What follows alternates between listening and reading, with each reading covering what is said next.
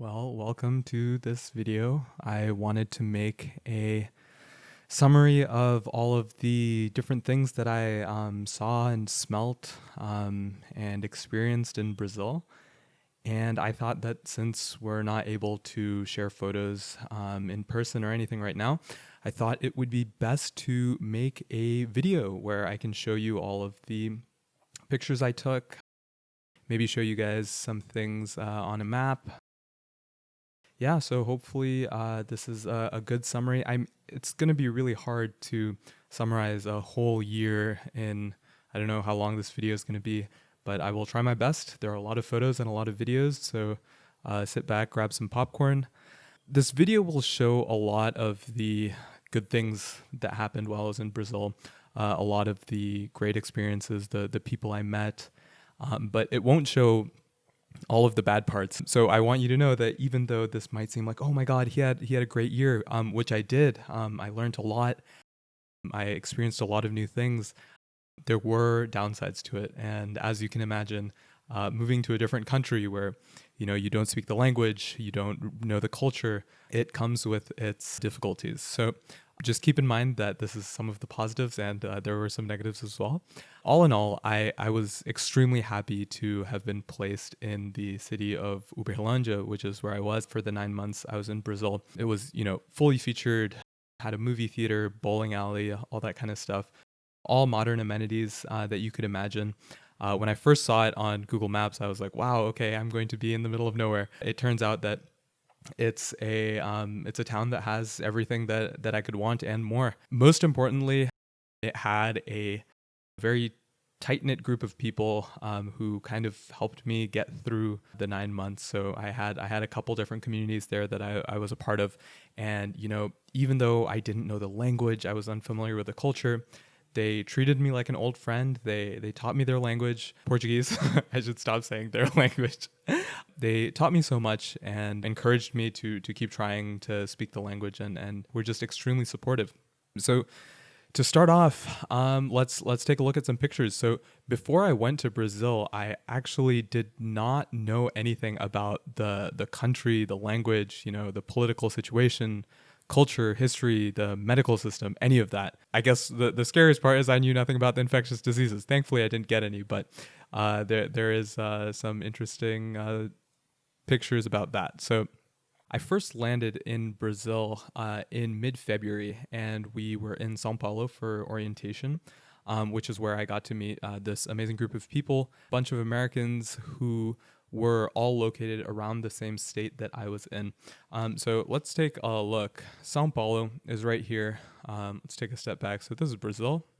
As you can imagine, equator's right here. California's way out here. São Paulo, right here.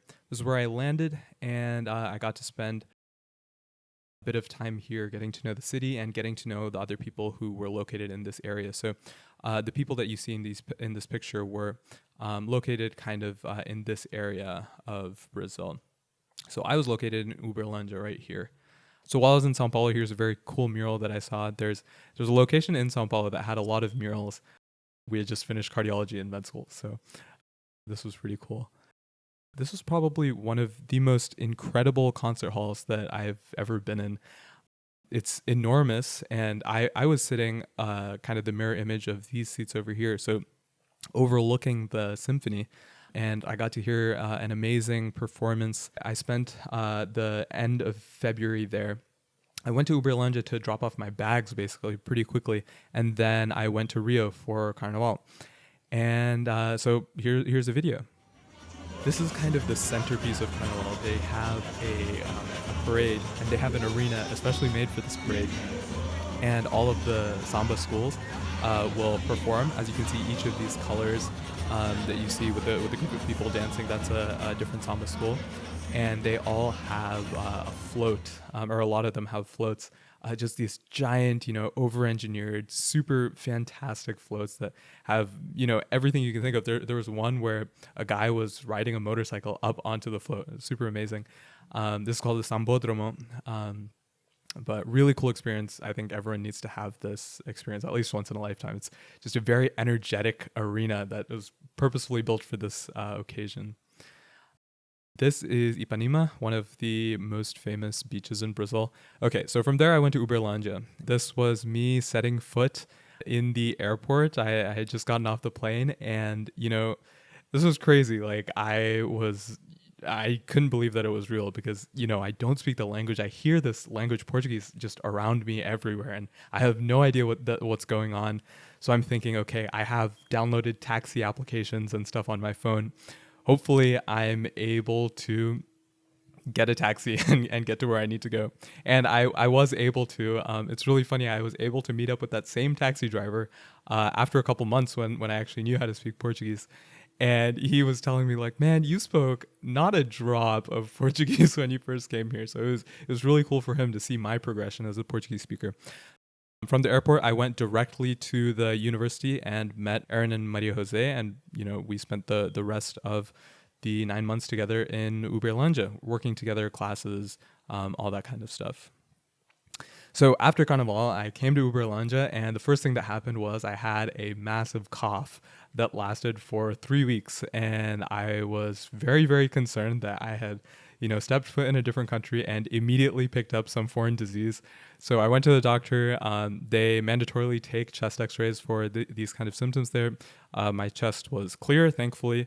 Again, I had just learned about chest X-rays and stuff, so I was saying like, oh my God, this is, the inferior costal angle, et cetera, et cetera. So it was kind of cool to see my own chest X-ray. Thankfully, it was a viral infection that passed. I guess this is the kind of thing that happens when you're in giant groups in Rio for the course of Carnaval. That's a picture of, one of the parts of my time there that was not the best. So here's a photo of one of the first things I did while I was there, which was record a voiceover for a university video. This was a group of Brazilians that we met while we were apartment hunting to figure out where to live. So we all decided to live in different places. One of the other people in my city came upon this group of Brazilians who said, we would love for you to live with us, but also we should all hang out. And so we decided to go bowling one night. It wasn't, it's not the same bowling experience as you get in the US, but it was fun nonetheless. Here's a typical supermarket. So as I mentioned, it's a fully featured city. Like there was nothing missing from my life. I thought it would be cool for y'all to see a typical supermarket. This was my breakfast basically every single day while I was there. It was PB&J. Yeah, when I told the Brazilians that, they were like, "Yeah, that's very American of you," which is funny because I actually don't have PB&J while I'm in the U.S. But it was very convenient. They had jam without any sweeteners, all natural peanut butter from the farmer's market. It was quite a delicacy every single day. That was my breakfast, PB&J. Lunch was sometimes, more often than not, at the university restaurant, or Rio. And this was one of my favorite places on campus because for the low price of something like $1.75, you get a giant plate of food, complete with beans, vegetable, fruit, rice, you name it. Maria Jose was clearly not as happy to be in there as I was because it was very, fluorescent lights from above, white and sterile. But I loved the food. I'm all about beans and rice. And so the fact that I could get that at a low price was amazing. This was a group of Brazilian teaching assistants at the university. We had a game night where we were playing bluff in this instance. And I don't know if you can tell, but one guy in this picture is having a lot of trouble keeping it to himself when he's lying. Here's another typical lunch. So there's this concept in Brazil where there's a lot of restaurants that are kind of buffet style where you load your own plate, but it's not unlimited. What you do is you go and weigh the plate and then you pay by weight. And this was amazing for me because of my dietary restrictions. So I was able to just, put all the vegetables and stuff on my plate. And yeah, this was a typical meal for me. So you can see a lot of vegetables. There's some fruit, mango. There's fried banana, which is one of my favorite things. Some rice, beans. This plate from above does not look like it's loaded that much, but it is stacked pretty high. This would be about a 1.5 kilos of food. This is from another restaurant, but this is a purely vegetarian vegan restaurant. So this is one of our favorite places in Uberlândia, and lots of, again, amazing foods, beans, vegetables. So I did not go hungry. I know a lot of people were worried about that. Again, more food from that same restaurant. Okay, so here are two other foods typical to Brazil. One is acai, as many people in the US are probably familiar with. I did not have too much. I had acai, I think, once. I got it without sugar, which was a big mistake because it is bitter. And the drink I have in my hand is cupuaçu, which also I got without sugar, which was also a bad experience because it tasted like Expo Market. So if you go to Brazil and you want acai or cupuaçu, I highly recommend getting it with sugar. I was a little more reliant on Uber Eats than I would like to admit, but there were a lot of vegetarian options. It was fairly inexpensive, and I got a different name put on mine every time because I'd say, "Oh yeah, my name is Gautam," and they would be like, "Okay," and they would write Gustavo or something like that. I think this was the most bizarre, and they wrote it on the bag, and I thought this was hilarious. So this is taken at a kind of a sports club that we were able to have access to during our time there. And there was a ping pong table. I was playing ping pong. This kid came up to me and said he wanted to play ping pong with me. They had swimming pools there at the sports club, a bunch of tennis courts that we never took advantage of. As you can see, just a very beautiful, I would say it's probably one of the more bougie parts of Uberlândia, but I was super happy that we got the chance to enter that sports club, and I would be able to go swimming every now and again when I wanted to. Also, they had volleyball courts, basketball courts, and they would host volleyball games for their club team, which I really enjoyed watching. This was a meal that I had that was a lot of food, as you can tell. It was after I went for a swim for an hour, and I was super hungry, and the only like vegetarian options that they had were if I ordered it like this, like separate a la carte things. And so I guess I ordered a plate of bread, a bowl of beans, fries, and a plate of fruit. Here's another food kind of typical to Brazil. This is mandioca frita, and it's basically a fried tuber. So it's like very starchy. It's kind of like thick cut potato wedges. And there's a spicy sauce on the side. But this is super, super common. Highly recommend you try it if you're ever in Brazil. Another game night that we hosted, you might say like, hey, why is your beard longer in this picture? Some of these pictures are out of order, but it's just so the story is cohesive. Okay, so in April, I got the chance to spend a couple days in Rio Grande do Sul, and that is at the south of Brazil. So, as I mentioned, Uberlândia is right here, kind of in the middle inland in Brazil, so pretty arid environment. I'm in the state of Minas, and I was able to go down here to Rio Grande do Sul, and I landed in Porto Alegre, but the main attraction of the trip was a canyon up here. When I first stepped down in Porto Alegre, I was staying with a friend who was in my same position, except at a university there. She was showing me a drink that is typical to Rio Grande do Sul, which is chimarrão right here. And this is how we decided to make it, because I don't know if either of us really knew, but we just put the tea into boiling water. I went to a comedy show, and he actually showed us how to properly make chimarrão. So enjoy this clip. 70 graus, tá? Até 73 graus é aceitável. Mais do que isso já pode te dar problema. Até 73 graus é a temperatura correta da água. Já está na temperatura, tu pega uma cuia bacana, uma bomba e uma erva mate bem boa. Tá? Cada vez que eu faço, bem, bate, entra o dinheiro pra mim. Ó, então é o seguinte, tu vai pegar a erva mate. Eu vou fazer no olho, mas tu pode botar 2 colheres de sopa, que dá mais ou menos aquele tantinho lá, para segurar a bomba lá no fundo, tá vendo? Tá bueno? Agora tu já vai colocar a água que já está na temperatura correta, tu vai colocar a água até fazer o pescocinho ali, fazer a tortilha do pescoço, tá vendo? Soltou o pescoço ali, deu. E tu completa de erva, sempre lembrando que tem que ser uma erva boa. Yeah, that was a comedian making tea. I was also able to go to a soccer game. This was a championship game between Grêmio and Internacional. And this was a fantastic, fantastic game. Again, another experience that everyone should have at least once in a lifetime is going to a soccer game in South America, but particularly in Brazil.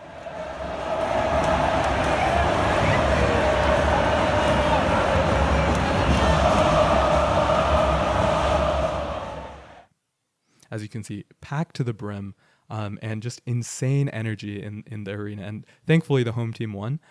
So here you see, I was taking this through my binocular, which, pro tip, I highly recommend taking videos and pictures through your binoculars if you're trying to zoom in on something. But this guy felt that he was fouled.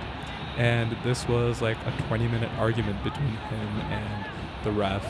But it was cool that I captured the moment on video. So this is the final penalty kick since the game was tied at the end.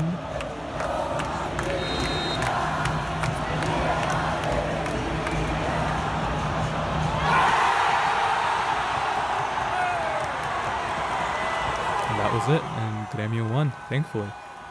So before we go on, that night when I went home, so my phone wasn't working, I wasn't able to call an Uber, and I took a bus that takes the fans of the local team back to the center of the city, and I was going to walk back from there, and there was this nice man on the bus who, he just looked at me and he asked me if I'm American in English, and I said, yeah. And he volunteered to walk me back to where I was staying. And this guy doesn't know me at all. He's maybe like 70, 75 years old. Kind of goes to show the kindness of Brazilians, even to complete foreigners. Again, I didn't speak Portuguese, didn't have a working phone. And this guy just out of the blue picks up that I'm not a local and offers to walk me home. So from there, we went to this canyon in Rio Grande do Sul, and this was one of the most incredible canyons. Think of kind of like a green Grand Canyon in the northern part of Rio Grande do Sul. So there's two canyons. This one is, I believe, Itaimbezinho, and then this one, the name I forgot, but absolutely beautiful. And we were able to walk on out to an outcropping that kind of jutted out into the canyon itself. So looking down from this viewpoint, you could see a drop that was a couple hundred meters all the way down to the bottom of the canyon. And it was just an incredible place to be. The next day, we were able to hike at the bottom of the canyon and look up at all the places that we hiked the previous day. So we hiked along the river. We went across the river. I slipped on a rock, but we were able to make it back in one piece. After going back to Uberlândia, working for a couple of weeks, we had our team retreat. So that is with the group of people that you saw in the very first picture. So I got the opportunity to go to BH, which is the capital of the state I was in. Petropolis, which is a city in Brazil that is well known for the hiking available there. Cabo Frio, which is a beach town, and then Botafogo was a soccer game that I went to. Here's a central market in BH. The locals are shopping here, walking around. It's not just a touristy destination. I had a friend who was placed in BH, and he very graciously offered to host me and show me around the city. So this was a meal at a vegetarian restaurant there, and this liquid right here is called moqueca, and this is one of my favorite dishes from Brazil. It's from the northeastern part of Brazil, but it's just this amazingly creamy, spicy dish. Has lots of vegetables. A lot of times it has plantains or banana da terra, and here it's served with a number of other things, including fried eggplant. But moqueca is kind of like the Brazilian version of Thai curry or something like that. So I really, really enjoyed this. Wherever I would go, if they had moqueca, I would make sure to order it. Also, it's not always vegetarian. It's usually made with seafood, but amazing even if it doesn't have it. From BH, we went to Petropolis, which is pretty close to the city. So let's take a look at the map.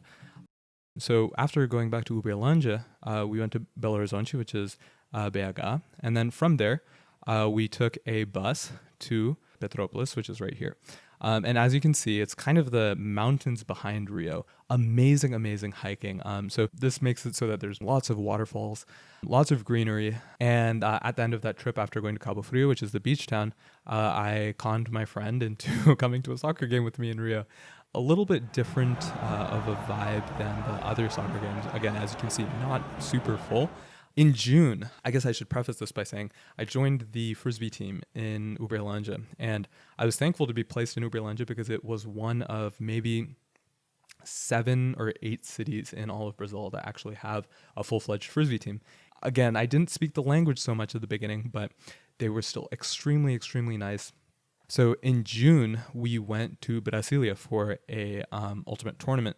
And so after going back to Uberlândia again, which is over here, we took a van to Brasília.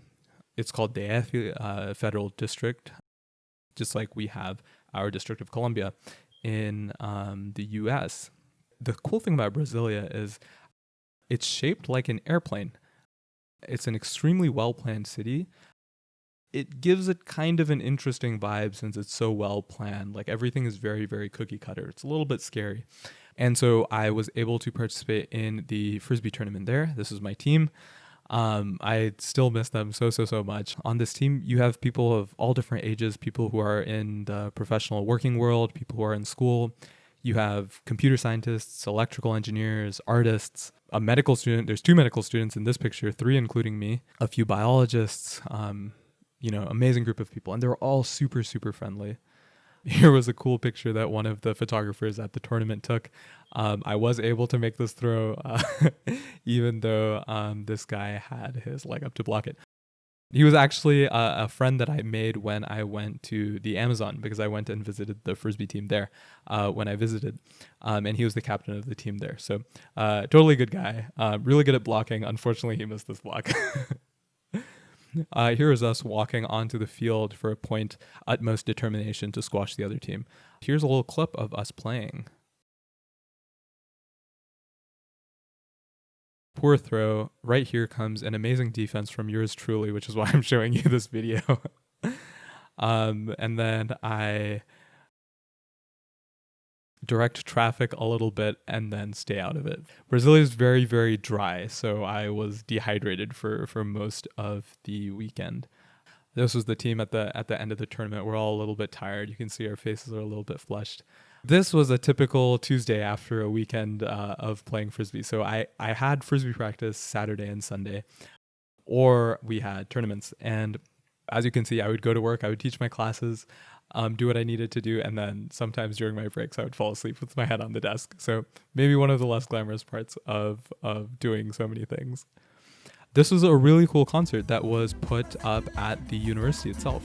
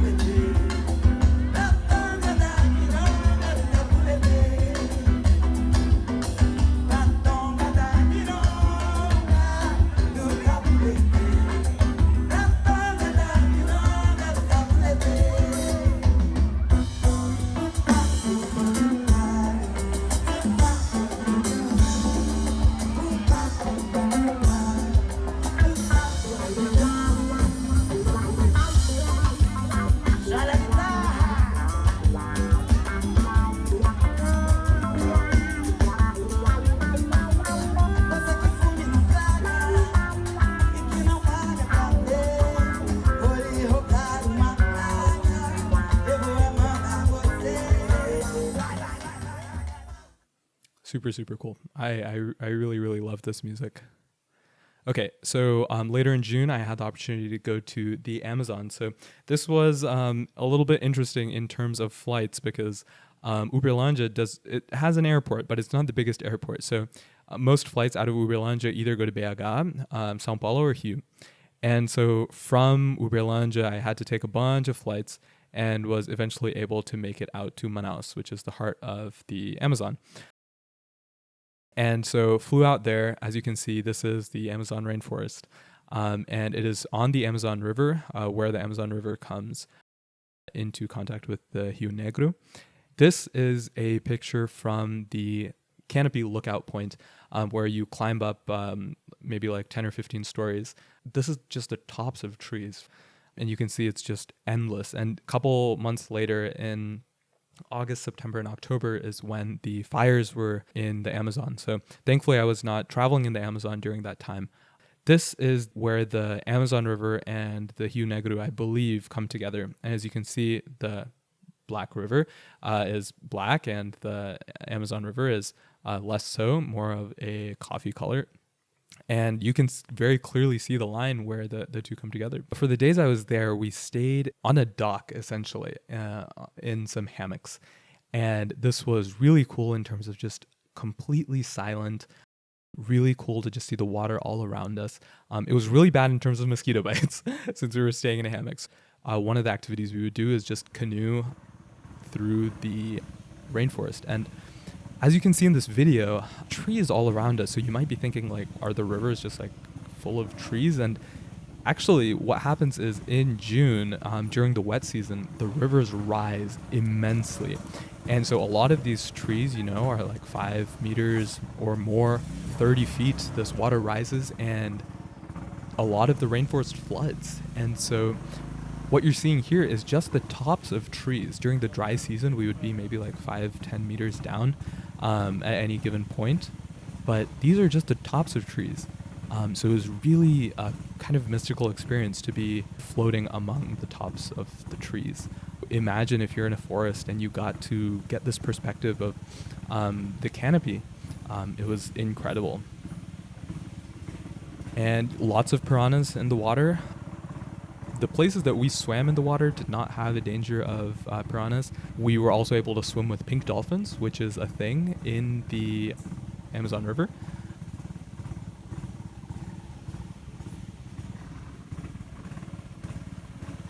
But yeah, super, super cool. So there is a vine there called Cipo da Agua, and basically the vine is full of water, and depending on how long it is, it can hold liters of water. And so our guide cut open one of the vines for me, and I was drinking all the water out of it. I was pretty amazed that it could hold that much water. And there's Pat drinking water from his own vine as well. And in this video, you can kind of see air bubbles popping from where the water was coming from. So the vine is full of these tiny channels that probably fill up through some sort of capillary action. Here's a picture of Pat's back, but also this amazing panorama of the river. Here are some pictures of the animals in the rainforest that we got to hold. So that's a tiny crocodile or alligator, not really sure. On the right side is a tarantula. Yeah, man. And a sunset over the Amazon. So this was the dock we were staying on. Lots of dogs were also staying on that dock. So I'm glad I didn't get bitten by any of them. For July 4th, we had the opportunity to go to the U.S. Embassy event in BH. But before that, we made a pit stop in Ouro Preto, which is a historical town. So after coming back to Uberlândia, working for a couple of weeks, I was able to go down to Ouro Preto, which is right down here. And from there, we went to BH later. So first looking at Ouro Preto, this is the town center. And you can see there are a lot of very colonial looking buildings. It's a kind of a historic site. This was the center of Minas during the mining age. And they have a museum of currency there, a museum of geology, super, super cool town. It had some very intense hills. So I don't know if you can see the hills in the background, but all of these hills were also the same kinds of hills that the city was built on. And so this was one of the trips where I rented a car, and I rented a manual, and I had just been taught how to drive a manual in Brazil by the captain of the Frisbee team. And although I felt that I had a pretty good hang of it, these hills, man, I was no match for these hills. There was one hill that was probably a 40-degree incline, and halfway up the hill, the car stalled out and we started rolling backwards. And I was fight or flight and super in the moment, so I was able to get to the bottom of the hill, pull the brake, and then clutch in again and make it up the hill at full speed. But my passengers were not the happiest campers, to say the least. Scary city in terms of driving. Never ever drive in Ouro Preto if you can avoid it. But beautiful town.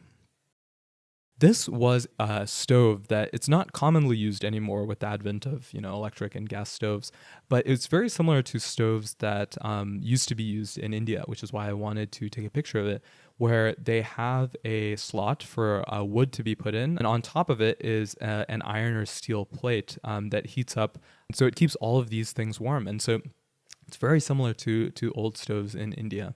So I was there at the end of June, beginning of July, for the July 4th, You have a very interesting festival in Minas called June Festival, essentially, Festa Junina, and the dances and stuff are extremely, extremely interesting. And here's a video of one of the dances. As you can see, it's kind of a square dance kind of situation. A lot of people, you can see they're all wearing straw hats, which is, I guess, not something that people wear all the time in Minas. One of the characteristic headgears. Huge group of people here in Ouro Preto watching this Festa Junina. And so, as you can see, dancing around in the circle, there's a guy yelling out commands, and they're all following his commands. Here, the lady drops her handkerchief. The guy tells him to pick up their handkerchief. There's also this part where they say, "Oh, there's a snake on the ground," and he says, "Just kidding." Yeah, man, it must be pretty exhausting to be dancing.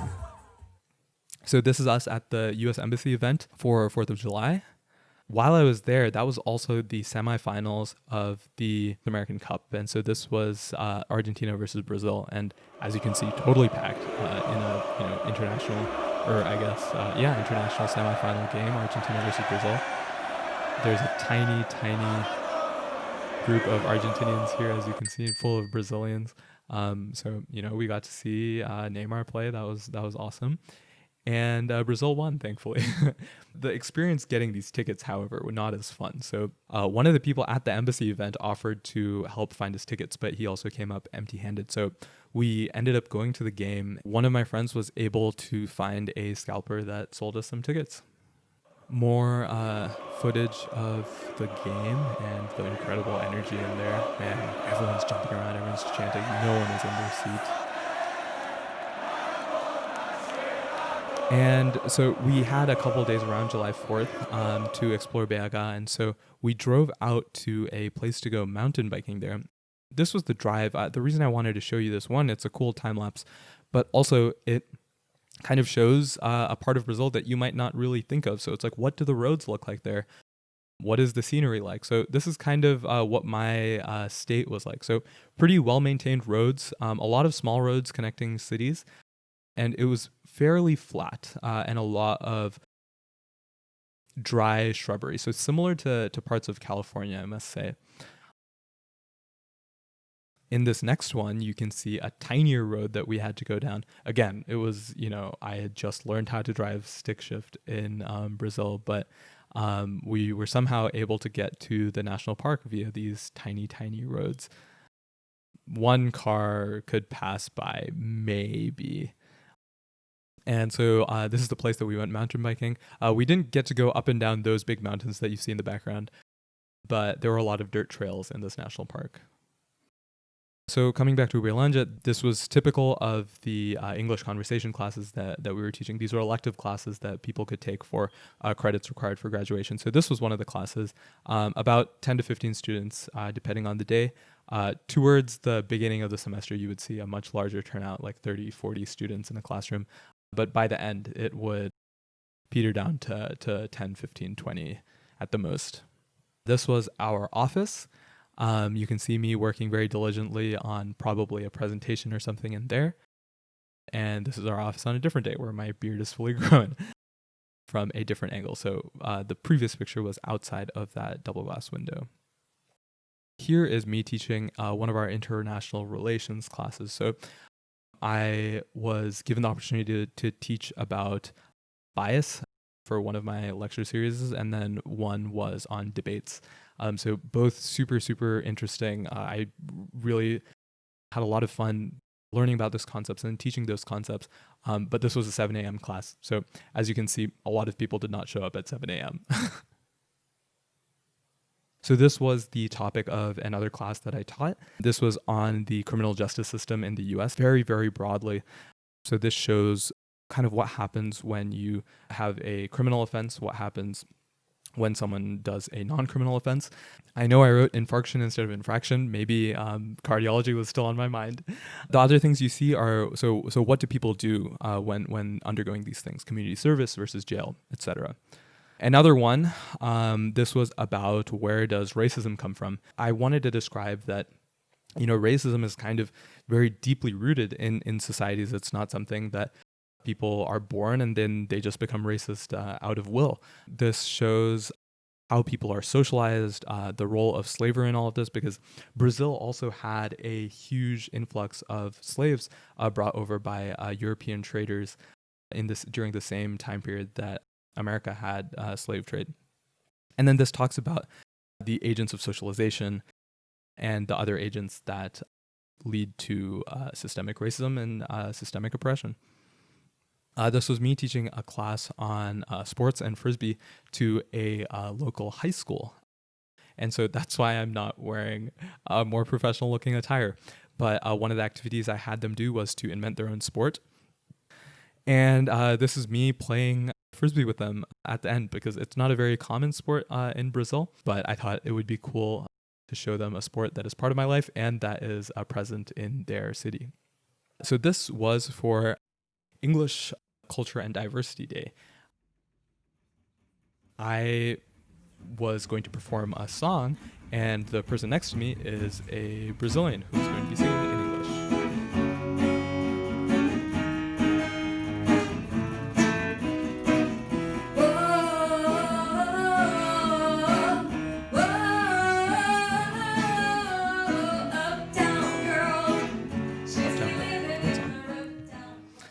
Here is a group of students that we taught at another institution in our city. So this is around the time in June, July, when I started doing jiu-jitsu. This is one of those things where I was like, what is a Brazilian thing that I could do while I'm here? And there was a jiu-jitsu studio right across from where I lived. And so I said, hey, what's the worst that could happen? Well, we'll talk about what the worst is later. Pretty cool group of people. Like, I had a lot of fun. A lot of the people who were my belt or above taught me a lot of things, since I was only there for a couple months doing jiu-jitsu with them. Not only was the teacher, who is not in this picture, he's taking the photo, not only was he an amazing teacher, but also my classmates. This was an interesting description of jiu-jitsu that one of my friends sent me while I was there. The art of folding people. Sorry. Well, that's what it is, isn't it? The art of folding people. Okay, so our mid-year conference was held in Rio. The weekend before that, I got the opportunity to get my scuba diving certification. Cool group of people I got to go scuba diving with. The water was a little bit turbid, didn't get to see too many animals, but they were a friendly group of people. The kid right next to me has had years of scuba diving under his belt. So although he's like 12 or 13, he was much, much better than I was. And this is our instructor on the right. This is a bossa nova cafe that just has people playing every couple days, I believe, or maybe once a week. So cool to see this kind of slightly informal jam session.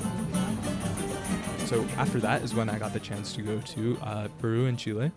And this was our winter break since we were in the southern hemisphere. And so one of my friends came down from California to visit me. We first went to Lima, and this was our meal at a vegetarian restaurant there. So there's this interesting concept, just like Brazil has its own interesting concept in terms of meals. Peru has this interesting concept called menu, and basically it's a full like 3 or 4 course meal, or maybe even more, for a very, very low price. Food in Peru was very, very inexpensive. So for maybe 12 of the local currency, which would equate to maybe $2 or $3 at the time. This was the main course of the meal, but before this we had a soup or salad, and then after this we had the option of getting a dessert. And this is a man playing I don't know if it's an indigenous instrument, but it's a harp-like thing. That he was playing it at that same cafe that we were having lunch.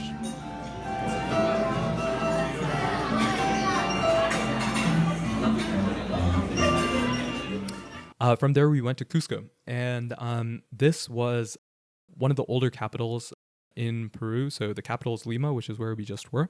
But this is a photo of Cusco from above. So also kind of a historic city with a lot of colonial architecture, like in Ouro Preto, which you guys may remember from the photos earlier. Another menu meal that we had, so this was the starter soup. This was the entree, and these are some flattering photos of Samson. Samson, I'm sorry I didn't take more flattering photos of you. And this is us starting our hike to Machu Picchu. It's almost 5 a.m. Pre-trip vlog. Ready for the Sacante. The noses are running. The Venetian roommates versus Sacante. Oh. Here we go. Good memories. Okay, so here's me on the hike licking my upper lip because it was probably dry. And this was after the first day of the ¿Dónde estamos? Estamos en an ice cube. This was the place we were staying, and I talk a little bit about where we hiked and where we were going. So this was one of the first locations. This was a lake at the top of a mountain. No picture of the lake, but a good picture of the both of us. And then we continued on the hike. As you can see, some storm clouds rolling in. It started snowing. It was extremely, extremely muddy. You know, hiking with a sense of determination. We ended up meeting two fourth-year medical students from UC Irvine while we were hiking up. They were between their third and fourth year before they started, I believe, an MBA year. So they were taking a year off. So we heard English and we started talking, and we realized they were medical students as well. So we started talking about things like diamox. It was cool to have two hiking partners that we did not even expect. This was us at the summit, something around 14,000 feet of elevation. And then this was the descent, so completely different environment on the descent. Very, very green, no snow, no rain. It really cleared up. This is a, I don't know what it's called, but it's pretty self-explanatory. You're able to go across on this little rope carriage and Machu Picchu. So, wow, look at him. He went to Machu Picchu. Yeah. But what you may not know is I had massive diarrhea. And it was a very, very unfortunate, and it was very difficult to hike up the mountain. But it was beautiful nonetheless, totally cleared up. What I realized after the fact was that same day, another medical student from my school in my year went to Machu Picchu. And the day before, another medical student, or to-be medical student, was going up. I shared stories with them. It was pretty cool. Unfortunately, we did not get to meet up. I was in no condition to meet up with anyone. So from there, we flew back to Lima and we flew to Chile, where because of my horrible stomach upset, I spent pretty much the entire first day lying down in the airport. And you won't see any pictures of Santiago because all I did was sleep and then go to the university hospital there. Then I was able to recover my energies. I took some antibiotics after going to the hospital. And this is a picture of us in Arica, which is one of the northernmost cities in Chile. So I guess I haven't shown you any things on the map lately. Sorry about that. First, we went to Lima. From there, we went to Cusco and back to Lima. And then we flew down to Santiago, which is way, way, way down there. You won't see any pictures there because I was basically asleep the entire time. And then up to Arica, which is still in Chile, but it's on the border between Peru and Chile. The reason I wanted to go here is because of this incredible national park right here, Parque Nacional Lauca. I saw a picture on Bing years ago and I wrote it down. I was like, one day I want to go there. And it was so cool that I could all of a sudden make this a reality. This was from Arica. It's just, extremely dry, the northernmost part of the Atacama Desert. So it's just sand, desert, and then it just ends in ocean. So we drove up towards the national park, Lauca, and as you can see, elevation is increasing. There's snow now. We were all getting a little bit dizzy. There were llamas there too, just on the side of the road, hanging out. Oh, wow. Sure, did I shear this llama and stick him in a microwave? Oh. Pet it.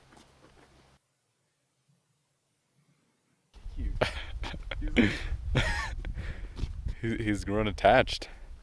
Hi, buddy. Hi. Hey. Hi. Calm down. All right, who wants a big hug? Do you want a big hug? Stand your ground. Calm down. Assert your dominance, dude. What if he just like It is really grown and interesting, dude. Calm.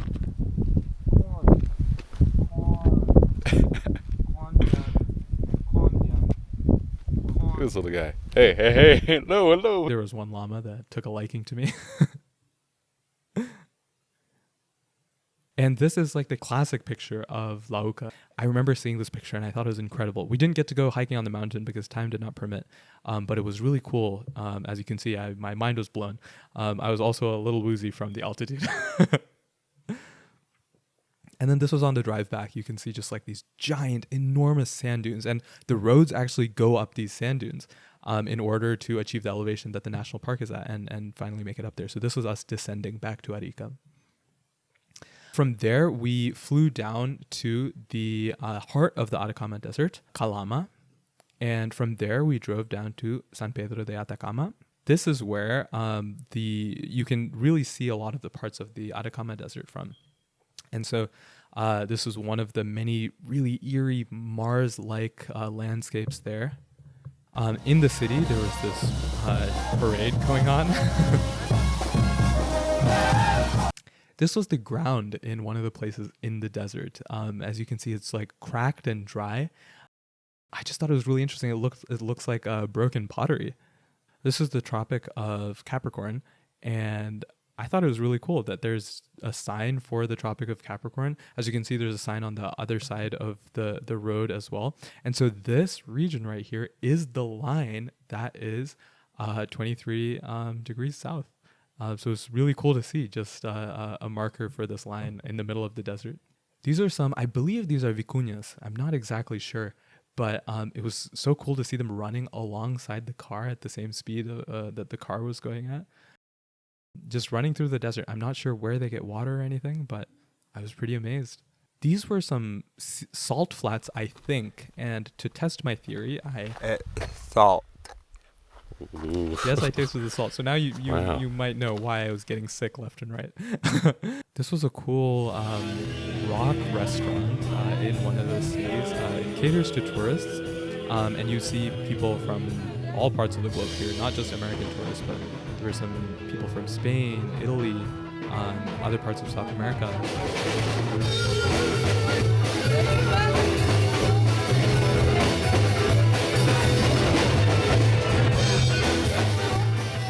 This is a picture that we took at night with the incredible Google Pixel. All of the stars in the background, so super, super dry air, so not many clouds. And then we went back to Peru, and you might be like, why did you go back to Peru?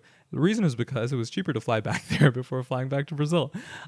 And so we had I think 12-hour stop in Lima before going on to our next destination, and that was during the Pan American Games. And so we decided to go to the Lucha Libre final. So Lucha Libre is not what you think of as Lucha Libre. It is mostly like wrestling. And from there, we took a bus. So from the Atacama Desert, we flew back to Lima, and we took a bus up to Huaraz, which is the city right here. So after flying back to Lima, we took this bus up to Huaraz. And I really wanted to do hiking here because this, I believe this is Cordillera Blanca, or the White Mountain Range. Amazing, amazing mountains, super cool scenery, incredible hikes. One of the mountains here was actually the image taken for Paramount Pictures, the introduction. So yeah, here are some pictures of those hikes. Tell the doggy I'm not gonna give him money even if he shows us where the lake is.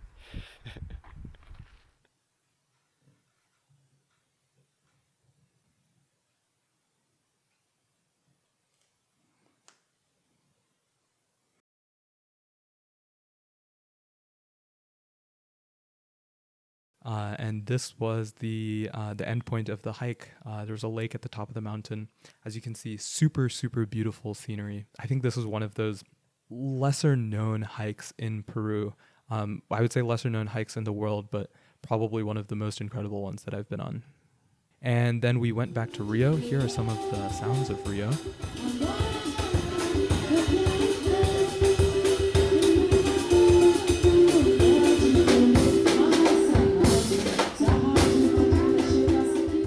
And a soccer game that we went to there. Home team was Flamengo.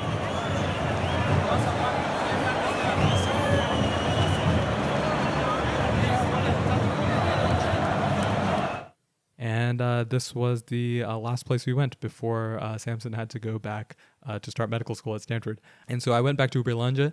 Here was a event, I believe it was called Camaru there, and it was kind of a fair, but also had this concert.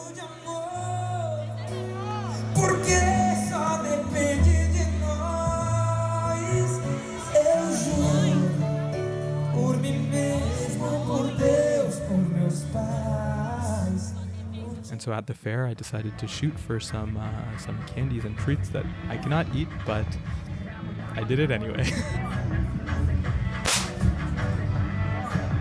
I actually did hit it, and here's proof. I hit a lot of things.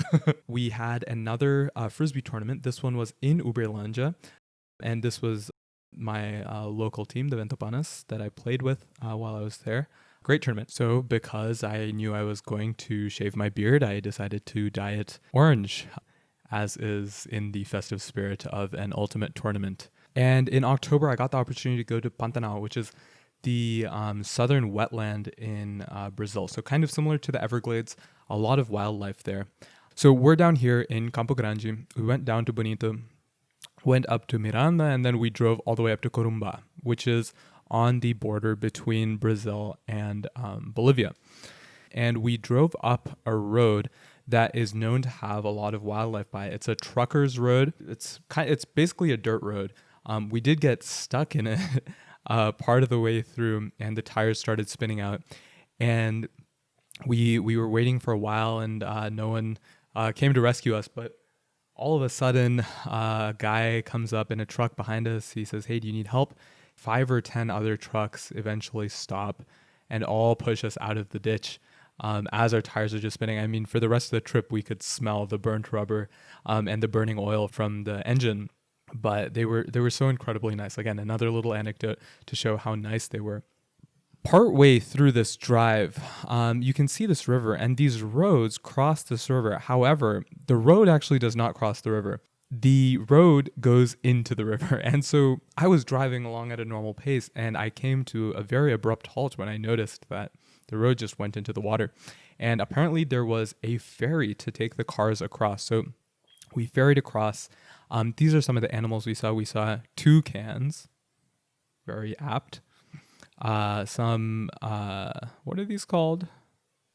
I forget what these are called. Macaws? I think macaws. Anyway, I know in Portuguese it's called arara. Here is an anteater, some sort of falcon, a kingfisher, lots of capybaras.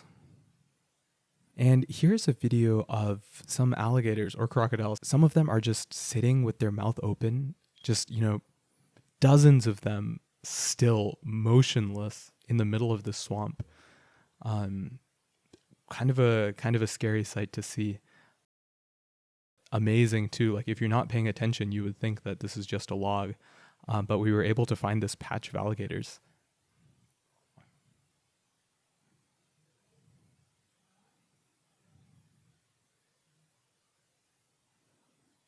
And then as we were finishing our trip, we went to a little park, and there were a lot of capybaras there, and they were just, chewing on some grass, crossing the road. Kind of cool to see.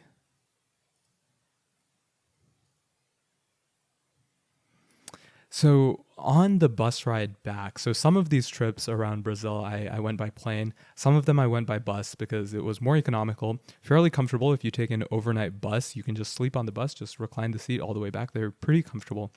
But one thing that happened was a lot of the buses that were coming from Campo Grande would be screened by the police at a routine stop, and because they thought that maybe it was coming from another country, since we were very close to the border of Paraguay and Bolivia. And so they were searching for cocaine. And so what they did was they searched everyone on the bus, at least on the top floor where the common people were. I don't think they searched the people as thoroughly on the bottom floor of the bus where they have the bigger reclining seats, more of the VIP people. So we got thoroughly searched. Like, they lifted up my shirt, they checked my backpack, they took all of the luggage out of the hold, opened up every single piece of luggage and went through all of it. Hopefully they packed everything back in. I could only kind of see from the window. But here you can see pictures of the police, just approaching the bus and taking a look around inside. And then later in October, I had the opportunity to go to the northeast of Brazil. So this was a trip where I saw some incredible sights. It started off in Salvador, where they have these incredible lighthouses there. This was one of them. I thought it was really cool that we could walk up and see the filament inside. And my hair was getting really, really long then. And so I decided before I go on this trip, I need to get a haircut. But I wasn't able to get a haircut while I was in Uberlândia. So when I got to the hostel, I asked the guy at the front desk, do you know where I could get a haircut here? And he said, I can call someone to come and give you a haircut here in the hostel. And so here's a video of the guy actually came into the hostel and gave me a haircut there. Super nice guy. We had a pleasant conversation about, where he was from, how he got into haircutting. And as you've probably noticed from all of these pictures and videos, I really enjoy live music. And we found that there was a music festival there while we were there. And so we decided to take advantage of that.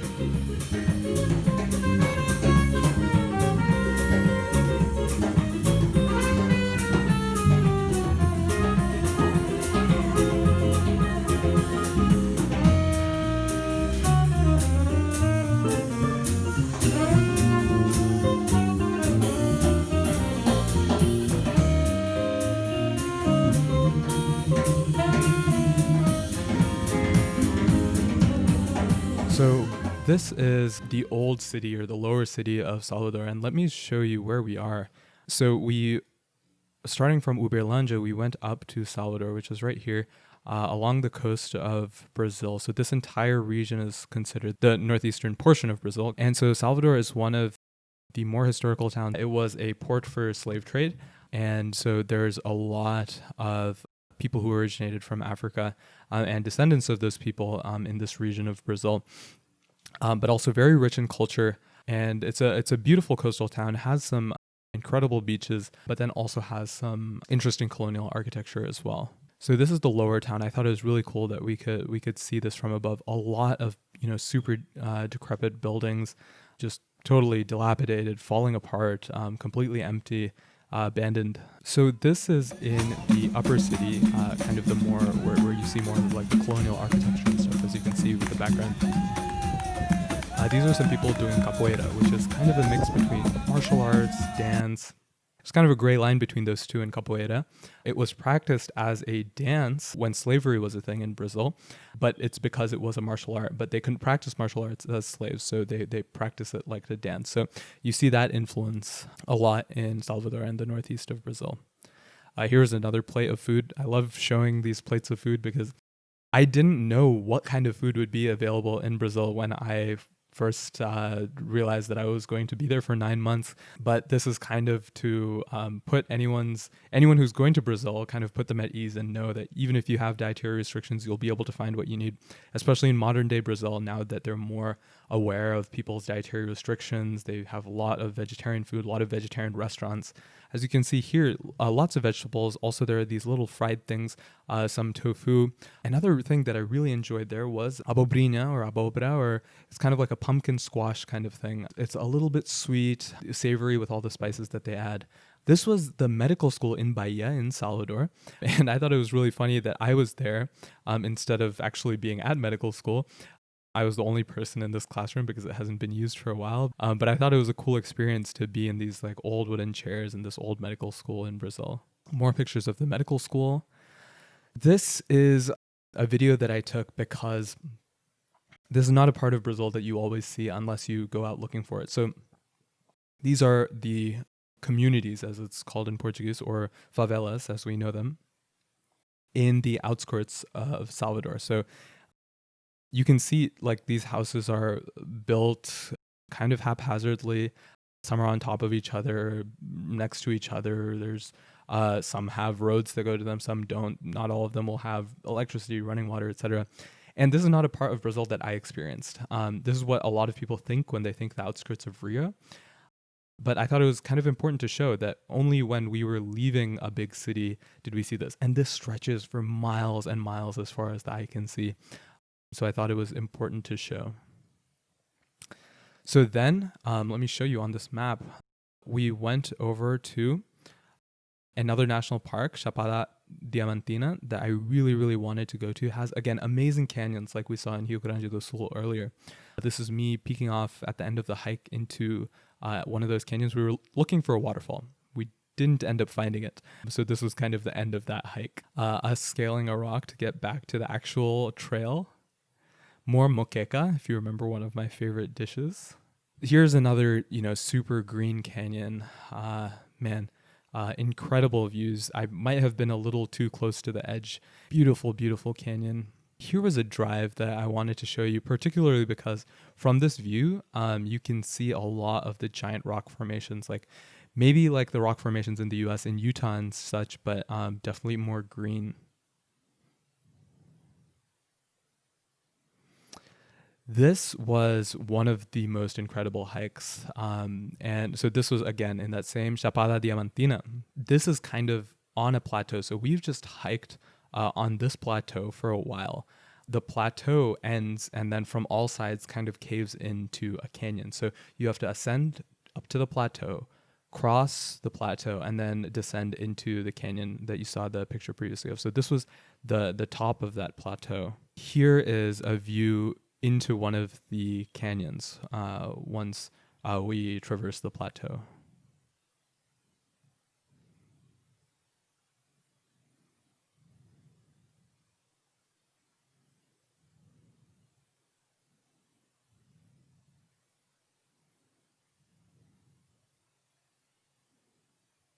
And this is by far the number one end to any hike that I've ever been on. I was able to lie down on this rock outcropping overlooking this canyon with my head and upper body out over this canyon. And I had my arms out because there were these swallows just zooming by our heads and dropping into the canyon. I can't imagine how fast they were going. And by looking out and not seeing the rock supporting me under me and having my arms out like this, actually felt like I was flying among those swallows. And I know that might sound crazy, but it was an incredible experience because it feels like you're suspended in the middle of this canyon. And then this was hiking back across the plateau to descend as the sun set. Here was one of the final meals that I had in that state in Bahia. And I thought, so this is how you put the food on your plate and then you weigh it and then it's given a price. So here it's $27.90 per kilo. I got exactly 1 kilo, and so it was $27.90. And both I and the waitress thought that was really funny. This is the largest cashew tree in Brazil. I wanted to seem like a tour guide. Oh, hello there. But I forgot what to say. This is unnatural for Brazil, but I thought it was funny nonetheless. It was a horse-drawn carriage on the road. It has 1 horsepower. This is the easternmost point of the Americas, and we just went to Salvador and we went to the national park in Bahia. We flew up to Natal, which is up here, and we're driving along the coast down to Recife. And right now we're in João Pessoa, and if we scroll in here, you can see this is actually the easternmost point of the Americas. And so we went out onto the beach, and right there I'm pointing to the actual easternmost point. I thought that was really, really cool. So this is another classical Brazilian dish called tapioca, and it's basically just tapioca flour, which has been cooked on a pan, and it becomes this gummy pancake, and it can be folded and filled kind of like a quesadilla with anything that you want inside. And so I would always get it with banana and cinnamon, or banana y canela inside. This was at a vegetarian restaurant. This is kind of the por kilo system there. You can just load this stuff onto a plate. And so these are this pirão and vatapá. These are dishes that are typical to the Northeast, and they had vegan varieties at this restaurant. As you can imagine, with all of this traveling, I was extremely tired all the time. We were driving up and down the northeastern coast. And so after lunch that day, I decided I needed a 20-minute nap, or, I would not be able to drive. This is a sand dune. We're back in Natal now.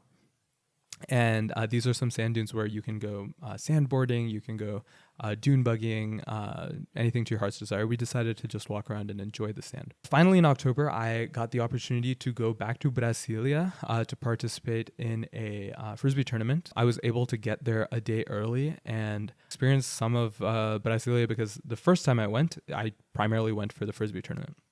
So this was an experimental music concert that I was the only viewer of, but they were making a music video.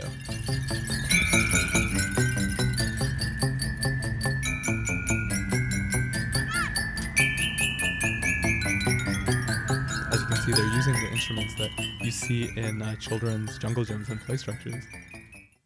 More capybaras. I thought that you would enjoy these pictures of capybaras since they're just so cute, and just walking along the side of the road seemed like pretty friendly animals. I did not want to go and pet them, but they seemed friendly.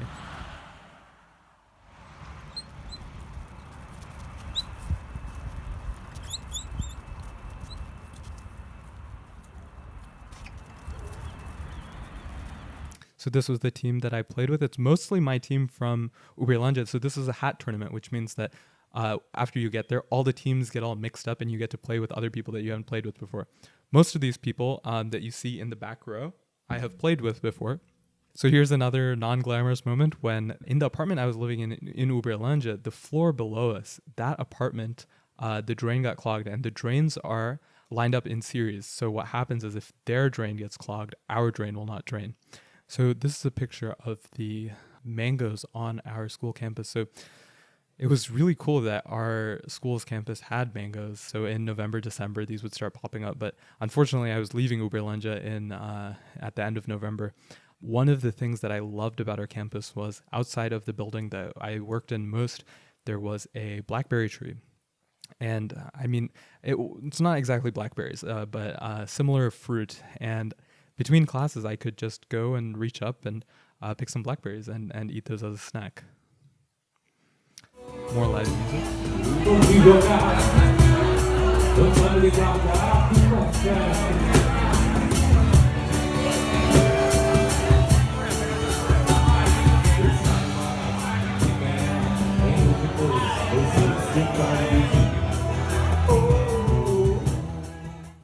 And this was the last day of one of my classes. I was really sad to leave them, and I think they may have felt the same way as well. One of my last meals, as you can see, I love my beans, I love my greens. There's some banana here, fried plantains, and then again, that pumpkin squash puree. Man, that was amazing. I wanted to see what labs were like there. I wanted to see if they were comparable to any of the labs that I've worked in the US. This was the plant biology lab of one of my friends. Has all of the amenities that we would have in a lab in the US. Maybe the things are a little bit older, but aside from that, you see the same like ethanol bottles and the same distilled water, etc. So before I left, I got the opportunity to go to my friend's ranch house, which was in Nova Ponte, which is about an hour or two drive away from Uberlândia. And I wanted to show you guys this video of that because it was just this beautiful little oasis hours away from the city. And it was truly a getaway from the daily hustle bustle. Again, maybe more mosquitoes because of how far out in the wild it was, so to speak, but very, very peaceful. A lot of my Frisbee friends, all part of that same friend group, were able to enjoy a weekend out there. Another one of the things that I did, aside from Frisbee and Jiu-Jitsu, was dance classes. And so I did not go to dance the entire time I was there, but I learned a good amount of forró, a little bit of bachata, and a little bit of samba. And it was a lot of fun. And we would go to these classes at Innova Dança, which was a dance studio in our city. And then towards the end of my stay there, when I finally had a little bit of confidence in my forró dancing, we would go to Vinil, which is a forró bar. And, at night, after dinner, we would go and we could, practice our dancing there with live music. Dance with other people who also dance forró. It was a lot of fun. And so this is coming kind of down to my last week there. This is one of my friends on trumpet from Frisbee. I thought it would be cool to go out and support him at his live gigs. It's really cool that his profession was to be a part of this really cool band. We had a farewell party at which the only thing I could eat was the freshly cut mango that someone very thoughtfully brought me. Another one of our going away parties. A bunch of my Frisbee friends came and surprised me at that going away party. This is me with my dance teachers. Samba on the left and Forró and Bachata on the right. This was the head of the Portuguese department at my university. And he would teach me one-on-one Portuguese, and I would teach him English. And so it was kind of an exchange that we had. Once or twice a week, we would meet up. We would talk for an hour in Portuguese, and then we would go out to lunch and speak in English. He helped me a lot in my development as a Portuguese speaker. And he would give me like the really nitty-gritty of how I should be conjugating things, how to use past tense, subjunctive, etc. And so he invited me to come over and have a multicultural lunch with him one day. So he would cook Brazilian food and I would cook Indian food. And so you can see here I cooked chana and he cooked beans, very similar. And also this other dish, which is beans. It has some grains, some shredded kale, couve, and some fried eggplant as well. So it was really cool to meet him in his apartment and cook with him. This is Marcio and his mother, and Marcio is a very, very close friend of mine. His influence on me was probably the biggest factor in my development as a Portuguese speaker. Every week or twice a week, we would go on walks at the central park of the city, and we would speak only in Portuguese, and this would be 3 or 4 hours. He speaks fluent French, English, Portuguese, Japanese, and I would just be asking him every single word, like, oh, how do you conjugate this? What's the vocab I should use for that, etc. But he was just so patient. He taught me a lot about the history of language, the history of Portuguese coming from Spanish, how languages transformed, how Portuguese came about. And he would be able to contextualize it with his knowledge of English, with his knowledge of Japanese. He would provide me with all of these tools that I could use then to practice Portuguese with him. And then I could use to practice Portuguese when I was with the Frisbee team, where I would only speak Portuguese. Again, at the beginning, my Portuguese was absolutely terrible. When I first landed there, my Portuguese was non-existent. But with the help of Marcio, he developed my Portuguese to an insane extent, to the point where I was able to fool some Brazilians. But this was a dinner that I had with him and his mother. He made it completely from scratch. He made that incredible bread from scratch. And it was all fresh fruits, all things that were accommodating to my diet. There was also a soup and stuff. So it was incredible. At my going away party, I decided to trade one of my Frisbee jerseys, which was a common thing there, with a friend who a lot of people said that I looked like. They said he looked almost like my brother, which I must admit, he does look a little bit like my brother. So these were all of the jerseys that I accumulated while I was in Brazil. So Ventopanas, the two in the middle, you can see, those are jerseys from my own team, as well as the Sultans one towards the top left. Rest of them from all different places in Brazil. This is probably my favorite picture from my time in Brazil. So this was a surprise going away party that I did not realize was going to happen. I had spent most of my last week there hanging out with these people. And on my last day, they were like, yeah, we're all tired. We've been hanging out with you the whole week.